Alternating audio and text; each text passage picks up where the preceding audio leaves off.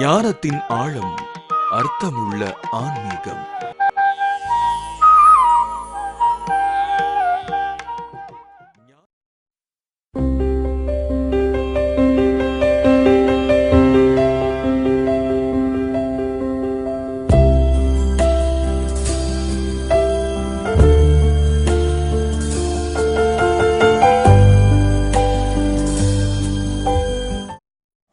அருள்ஜோதி தொலைக்காட்சி நேயர்களுக்கு வணக்கம். இன்னைக்கு ஒரு சொற்பொழிவு மாதிரி கொடுக்கணும்னு சொல்லிட்டு கேட்டாங்க. கேள்விகளை நீங்களே சொல்லுங்கன்னு சொல்லிட்டேன். அவங்க கொடுத்த தலைப்பு என்னன்னா தவம். தவம் என்றால் என்ன? தவத்தால் மற்றவர்கள் அடைந்த பயன் என்ன? தவத்தால் தவம் செய்பவர் அடைந்த நிலை என்ன? இப்படிதான் 3 தான் சப்ஜெக்ட் இந்த கேள்வி. தவம் என்றால் என்ன அப்படின்னு ஒரு கேள்வியை முன்ன நிறுத்திட்டு மற்றதை தொடர்ந்து பார்ப்போம். இதை 2 வரியில் ஃபைனல் பண்ணிட்டு போயிட்டே இருக்கலாம். அந்த 2 வரி எப்படி இருக்குன்னு பார்த்தீங்கன்னா, தன்னை அறிவது தவம், அறிவிப்பது தத்துவம். அவ்வளோதான் மேட்ரு. இதுலேயே எல்லாம் முடிஞ்சு போச்சு. தன்னை அறிவது தவம், அறிவிப்பது தத்துவம், முடிஞ்சு போச்சு. 2வது கேள்விக்கான பதில், இதனால் மற்றவர்களுக்கு என்ன லாபம்? நல்ல வியாபாரம் பண்ணலாம், வேற ஒன்றும் கிடையாது. இப்போ நான் இருக்கிறேன், கடுமையான தவம் பண்ணுறேன், நாளைக்கு ஒரு காலத்தில் செத்து போடுவேன். இந்த செத்து போனதை அவங்க உங்களுடைய இஷ்டத்துக்கு எப்படி ஒன்றா மாற்றலாம். ஐயா சித்தி ஆயிட்டாரு, ஐயா சமமும் ஆதியும் ஆகிவிட்டாரு, ஐயா நிர்விகல்பத்தை அடைஞ்சிட்டாரு, ஜீவனை சமாதி பண்ணிட்டாரு, இப்படி எப்படி போனாலும் யார் போனாலும் சொல்லலாம்னா நான் செத்து போயிட்டேன். செத்து போய் விட்டேன். சத்து போய் விட்டதால் செத்து போய் விட்டேன் என்பதுதான் இருக்கிற விஷயம். மரணம் எனும் மாற்றம் என்னை மாய்த்து விட்டது அப்படின்ற இடத்துல என்ன புதைக்கப்பட்ட இடம் ஒரு அதிர்வலைகளை உண்டாக்கும், நினைவலைகளாக மற்றவங்க மேலே செலுத்தும். இதை வச்சு கொழுத்த வியாபாரம் நடக்கும். ஐயா அதை சொன்னார், ஐயா இதை சொன்னார், இப்படி பண்ணார், அப்படி பண்ணார், நல்ல வியாபாரம் களைகட்டும். இந்த வியாபாரத்தில் யார் யாரெல்லாம் முதலீட்டாளர்கள் தெரியுமா? விவசாயி முதல் விபச்சாரி வரை இதன் முதலீட்டாளர்கள். வைக்கப்படவே வேண்டியதில்லை. இருக்கிறவர்களும் 10 பைசா கொடுக்க மாட்டான், சோறு போட மாட்டான், தெருத்தி தெருத்தி உதைப்பான். கம்முன்னு நம்ம பாட்டு கண்ண மூடின்னு உட்காந்துன்னு இருப்பேன். யார் வம்புக்கும் போகல, யாரை பற்றியும் தப்பாக சொல்லலை, எதையும் பேசலை. நான் சாமி கண்ண மூடின்னு சீன் போடுறாரு அப்படின்னு ஒருத்தன் கிளப்புவான்.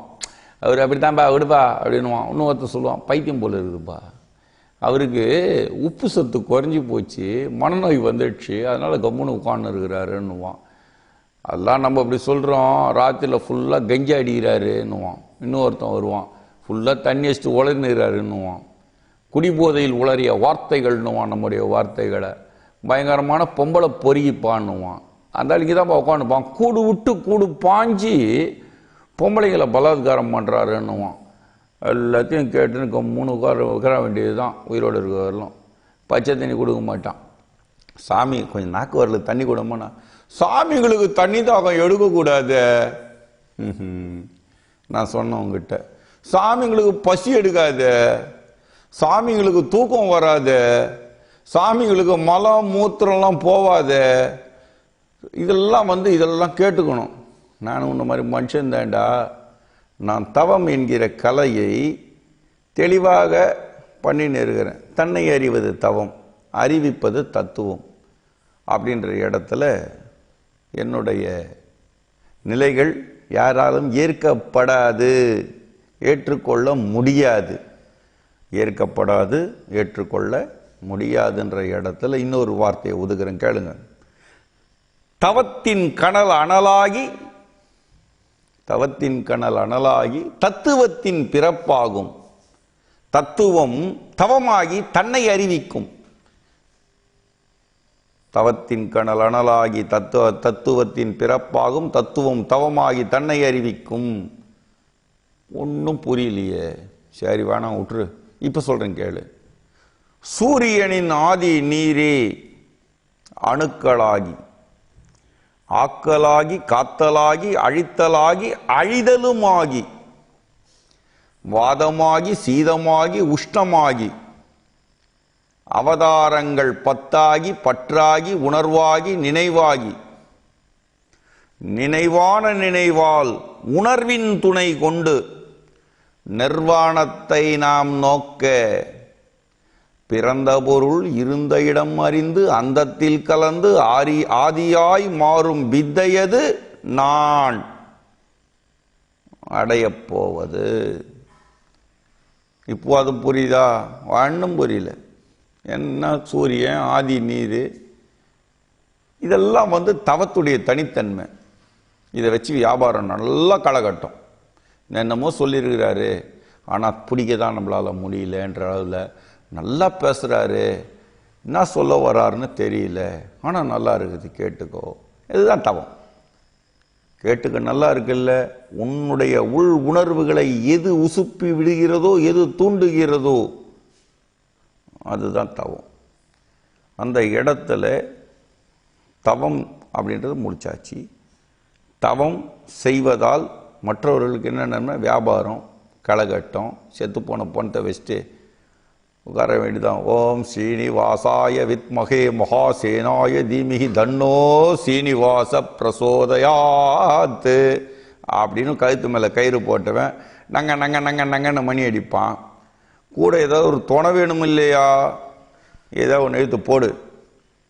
அங்காள பரமேஸ்வரி சமேத சீனிவாச பெருமாள் அப்படின்னு போட்டு ஆப்யாயஸ்வ சமேதே விஸ்வ சோமா ரிஷிணிம் பவா ஓம் சாந்தி சாந்தி சாந்தி.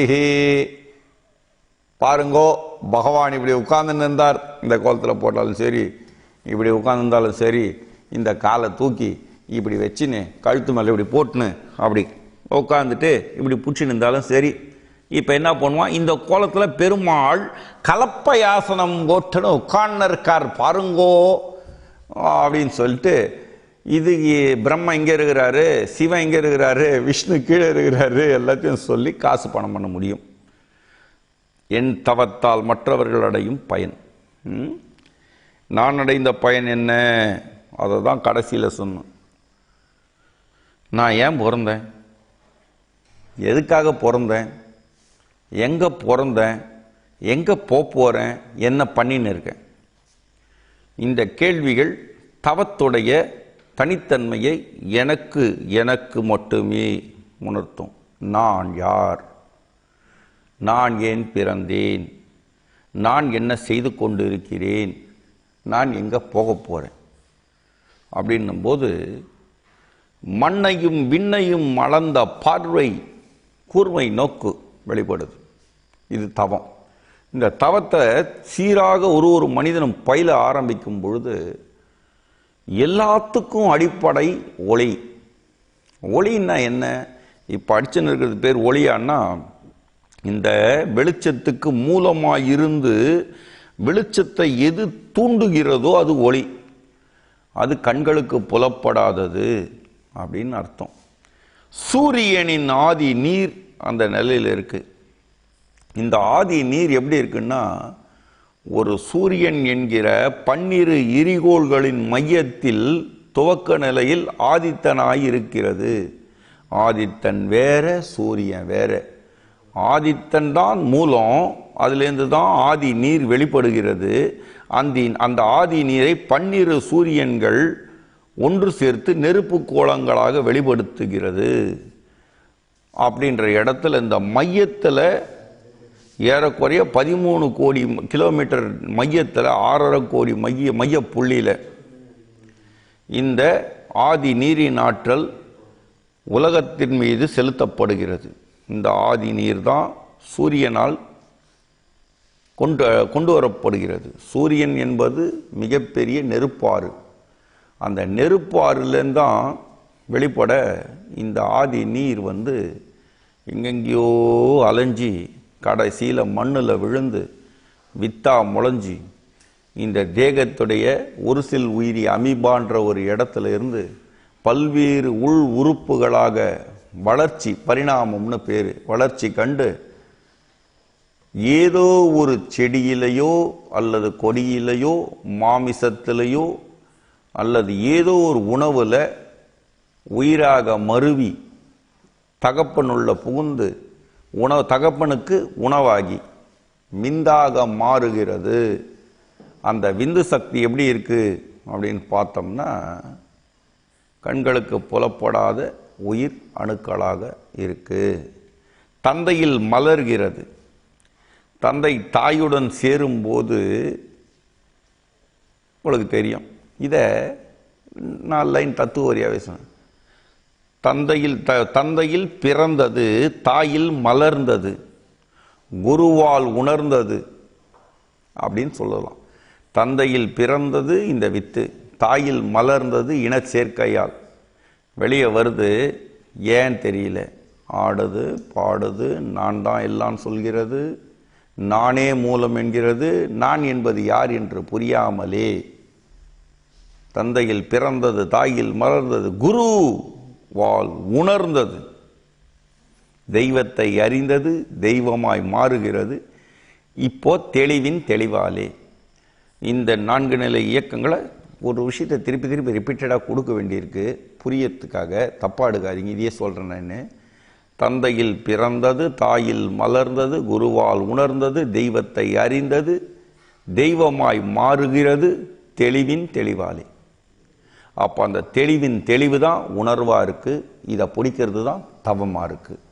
அப்போ எங்கோ ஓர் ஆதி நீர் பிறந்து ஒரு செடி கொடியிலே ஏதோ ஒரு பொருளில் விழுந்து உணவாக உட்சென்று விந்தென்று மாறுகிற இடம் பிறக்கிற இடம் விந்தாக. அந்த சக்தி நிலை தாயுடைய வயிற்றில் மலர்கிறது, குழந்தையாக வெளியே வருகிறது, குருவால் உணர்த்தப்படுகிறது. தெய்வம் எதென்று தேடுகிறது, தெய்வத்தை அறிகிறது, தெளிவு ஏற்படுகிறது. அதுலேயும் தெளிவாய் ஏற்படும் போது தெளிவிலும் தெளிவாய் மாறி தெய்வமாய் மருவுகிறது. இதுதான் மேட்டர். இந்த இடத்துல தான் தவத்துடைய தனித்தன்மைகள் புரியாத புதிர் போன்ற தத்துவங்களாய் வெளிப்படுகிறது. சூரியன்லேருந்து திருப்பி அந்த பழைய விஷயத்துக்கு போகும். சூரியனின் ஆதி நீர் தான் செவ்வாய் கிரகத்து மேலே பட்டு அணுக்களாக மாறுகிறது.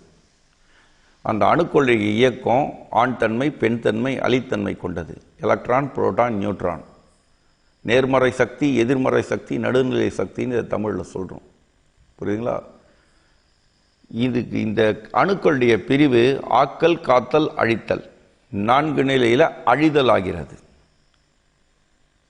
அழிதலாகும் பொழுது 3 நிலை இயக்கங்கள் ஆகிறது. பூமின்ற உள்வட்டத்தில் பாய்ந்து வாத, சீத, உஷ்ணம், அதாவது வாத கப சிலோத்தமம்னு சொல்லுவோம். வாதமாகி சீதமாகி உஷ்ணமாக மாறும் பொழுது ஓர்சில் உயிரிகளுடைய துணையோட பரிணாம வளர்ச்சி அடைந்து மனித இனமாக மாறி அவதாரங்கள் 10 ஆகிறது. அந்த 10 அவதாரங்கள் தான் கர்ப்பப்பையில் மீன் என்கிற மச்சமாக, கருமுட்டை சேர கூர்மம் என்கிற ஆமையாக அவதாரங்கள். புரியுதுங்களா? மச்ச அவதாரம், கூர்ம அவதாரம். 3ஆம் நிலையில் மலத்வாரத்தில் வாய்ப்பகுதியும் இந்த இடகலை பிங்கலை சுவாதிஷ்டான 2 கண்களும் சேர்ந்து 3 நிலைகளில் வராக அவதாரமாக, மச்ச அவதாரம், கூர்ம அவதாரம், வராக அவதாரம். இதுக்கு 4வது மாதம் ஒரு சிறிய உருவமாக ஒரு மனித தலையோட 4 இன்ச்சு நீளத்தில் ஒரு குழந்தையா வாமன அவதாரம் எடுக்கிறது. 5ஆம் நிலையில் இருதயம் பலம் அடைகிறது. சுவாசத்துக்கு இது ரெடியாகி போச்சு. இதுக்கு ராம அவதாரம்னு பேர். 6ஆம் நிலையில் சிறுமூளை வளர்ச்சி. பரசுன்னு சொன்னால் அந்த மழு, அதாவது என்ன சொல்லுவாங்கன்னா அந்த ஏற்கலப்பையை போல இந்த இயக்கங்கள் முதுகு தண்டுவடம் வளர ஆரம்பிக்குது. இதுக்கு பரசுராம அவதாரம். இந்த சிறுமூளை இயக்கமும் இருதயமும் தொடர்பு கொள்ளும். இதுக்கு பரசு ராம அவதாரம். 7ஆம் நிலையில் பலம் பொருந்திய ராமன். இருதயம் பலமாயிருந்தால் மட்டும்தான் முழுமையடையும் எதுவும், அந்த குழந்தையுடைய ஆரோக்கியமும். 7ஆம் நிலையில் பல ராம அவதாரமாக. 8ஆம் நிலையில் கிருஷ் என்கிற மண்ணாக, கிருஷ்ணம் என்கிற பெண்ணாக, கிருஷ்ணன் என்கிற ஆணாக, கிருஷ்ணஹா என்கிற பலவின்பாலாக நான் என மலர 8ஆம் அவதாரம் பிறக்கிறது. 9வது அவதாரம் நருசிம்ஹ அவதாரம். நரன் அப்படின்னா மனுஷன்.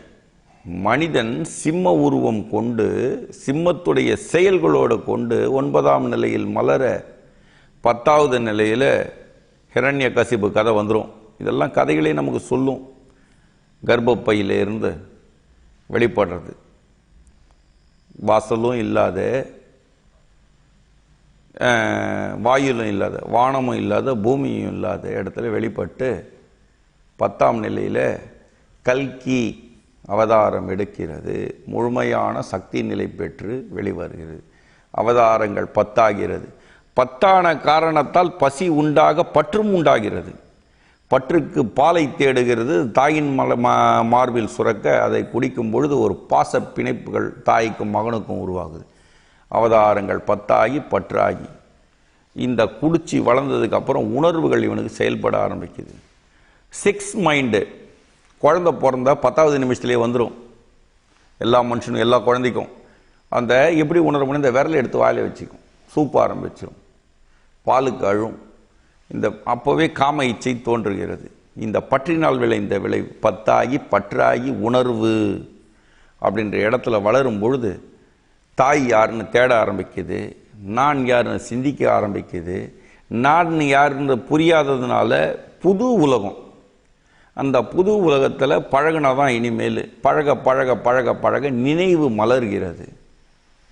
அந்த நினைவின் காரணமாக தன் தாய் தந்தை கூட பிறந்த எல்லாரையும் பிடிக்க ஆரம்பிக்குது. உணர்வாகி நினைவாகி இந்த நினைவான நினைவால் எப்போ நினைவு உணர்ச்சியை தூண்டி விட கண்ணை வீழ்ச்சி வீழ்ச்சி பார்த்து எல்லாம் பண்ணி பார்க்குது. வளர ஆரம்பிக்கிறது. குழந்தை ஒரு கட்டத்தில் குரு வர்றான். நினைவுன்னு சொன்னிய நினைவு எங்கே இருக்குன்னு சொல்கிற நினைவை சுட்டி காட்டுறான். நினைவு நெற்றியில் இருக்குது, நினைவு உச்சியில் இருக்குது, நினைவு கீழே இருக்குது, நினைவு மூக்கில் இருக்குது, விடுற காற்றுல இருக்குது, கழிகிற மலத்தில் இருக்குது, உண்ணும் உணவில் இருக்குது, எண்ணும் எண்ணத்தில் இருக்குது. இதெல்லாம் நினைவு தான் பண்ணும்போது நினைவான நினைவால் நிர்வாணத்தை அறிகிறது. இந்த இடத்துல நிர்வாணத்துக்கும் அமனத்துக்கும் இருக்கிற வித்தியாசத்தை நேற்று பேசணும். ஒரு கணவன் மனைவி உறவு என்பது அமனத்தை முன்னிட்டு அடுத்தொரு பிறப்பிற்கு வித்திடுவது. ஒரு குரு மற்றும் சீடரின் உறவு நிர்வாணத்தை அறிவது, அறிவிப்பது. கீழே துணி கட்டி மறைகிறோம். நெற்றியில் இடப்பட்ட உணர்வில் துணி கட்டி மறைகிறோமா, அது வெட்டவெளி தத்துவம். அப்போ இந்த நிர்வாணம் என்கிற இடத்தை பிடிக்கும் பொழுது நினைவான நினைவால் உணர்வின் துணை கொண்டு நிர்வாணத்தை நாம் நோக்க உணர்வு குருவால் செலுத்தப்படுகிறது. நினைவு நினைவான நினைவாக மாற நிர்வாணத்தை எறிகிறது. இப்போ பிடிச்சதுக்கப்புறம் பிறந்த பொருள் எது? ஆன்மான்னு சொல்ல போறியா, தேகம்னு சொல்ல போறியா, நான்னு சொல்ல போறியா, நீன்னு சொல்ல போறியா, நாம்னு சொல்ல போறியா, யாம்னு சொல்ல போறியா, என்ன சொல்ல போறீங்க? பயம், சிரிப்பு, அழுக, வெக்கம், இப்படி வந்துட்டே இருக்குல்ல. எல்லாமே எதுலேருந்து பிறந்தது, எங்கேருந்து வந்தது, எங்கே போக போகுதுன்றதை சிந்திக்கும் போது நிர்வாணம் புரிஞ்சிடும். நிர்வாணத்தில் பிறந்தது. நிர்வாணத்தை உணர்ந்து நினைவான நினைவால் நிர்வாணத்தை இது நோக்குகிறது. நோக்கும் பொழுது பிறந்த பொருள் இருந்த இடம் எது அப்படின்னா சூரியனின் ஆதி நீர் என்பதில் முடிவு காண்கிறது. அங்கே அந்த ஆதி நீரிலிருந்து தான் இந்த ஒளி பிறந்தது. ஒளி சூரியனின் துணையோடு அணுக்களை படைத்து ஆக்கல், காத்தல், அழித்தல், அழிதல், வாத, சீத, உஷ்ணம், அவதாரம், பற்று, உணர்வு, நினைவு, நிர்வாணம் எல்லாத்தையும் கடந்து இருந்த இடம் அறிந்து அந்தத்தில் கலந்து, அந்தம் என்பது முடிவு, முடிவில் கலந்து போச்சு. திருப்பி ஆதியாகவே போய் மாறுறது தான் தவத்துடைய தனித்தன்மை. இதை எப்படி உணர்றது? அதுக்கு குருவுடைய வழிகாட்டுதல் சரியான ஒரு நிலைகளை காண்பித்து கொடுக்கும். இங்கே மந்திரம் இல்லை, தந்திரம் இல்லை, யந்திரம் இல்லை, மருத்துவம் இல்லை, மருந்து இல்லை, எதுவுமே இல்லை. இதுக்கு சூன்யம்னு பேர் வைக்க போறீங்களான்னா சூன்யம் கடந்த நிலைன்னு பேர் இதுக்கு. மாயா என்பது தேகாம்சத்தையும், சூன்யா என்பது அந்த மாயையை உணர்ந்த நிலையும், சுத்த சூன்யா என்பது நினைவையும் நினைவு கடந்த நிலையும், நிழல்படா சூன்யா என்பது ஆதியையும் உணர்த்துவது. இந்த ஆதி என்பது துவக்கம், அந்தம் என்பது முடிவு. அந்தத்திலிருந்து தான் ஆதியை தொடும் பொழுது இந்த சூரியனின் மையப்பகுதியில் இந்த ஆற்றல் எதனையும் ஊடுருவி சென்று அடைந்த பின் அது திரும்பி இறங்காது, உறுதியாக சூரியனை பற்றி கொள்ளும். இதனால்தான் ஒளியாக மாறிட்டாரு அப்படின்னு சொல்லுவாங்க. ஒளின்றது இப்போ அடிக்கிற இது நம்ம மேலே விழுறதெல்லாம் ஒளி இல்லை, இதெல்லாம் வெளிச்சம்னு பேர். இந்த வெளிச்சத்துக்கு மூலமாக இருந்தால் அது ஒளி. இதை தவசியானவன் அடைகிறான். ஏதாவது உதாரணம் காட்ட முடியுமா அப்படின்னா, உண்ணும் உணவுக்கு உதாரணம் இருக்குது, உட்செல்லும் உணவுக்கு உதாரணம் இருக்கா? எடுக்கும் பசிக்கு உதாரணம் இருக்கா? கழிக்கும் மலத்திற்கு உதாரணம் உண்டு. உள்செல்லும் உணவுக்கு உதாரணம் இருக்கா? ஜீரணமாகிறது உங்களுக்கு தெரியுதா? பசி எடுத்தால் தெரியும். அது போன்றுதான் இதுக்கெல்லாம் உதாரணம் காட்ட முடியாது. ஒரு தாய்க்கும் ஒரு தகப்பனுக்கும் பிறக்கிறோன்றது கன்ஃபார்மான விஷயம். நம்ம அனுபவப்பட்டதுனால நம்ம அதை ஒத்துக்க முடியும். உதாரணம் காட்டுன்னு சொன்னால் காட்ட முடியாதது நிறைய இருக்குது. உதாரணமே சொல்ல முடியாதது இருக்குது. மேலோட்டமான வாழ்க்கையில் சில உதாரணங்களை நம்ம ஈஸியாக கொடுக்கலாம். ஆனால் உள்ளோட்ட பாதையில் உதாரணங்களே கிடையாது. எல்லாமே உணர்வு தான், நம்பிக்கை தான்.